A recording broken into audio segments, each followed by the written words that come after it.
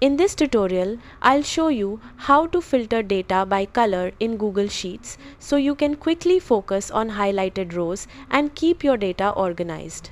Start by clicking anywhere inside your data.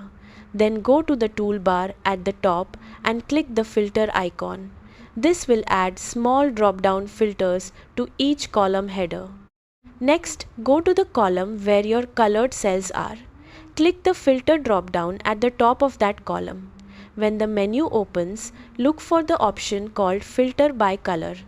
Hover over it, then choose Fill Color if your cells have background colors. If you used colored text instead, choose Text Color. Now simply select the color you want. For example, if you marked important rows in yellow, click Yellow.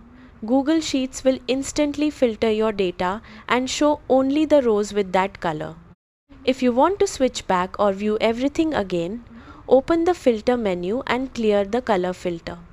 This works because Google Sheets can detect formatting like colors, making it a fast way to organize tasks, priorities, or categories without complex formulas. That's it. You now know how to filter your data by color and instantly find what matters most in your spreadsheet.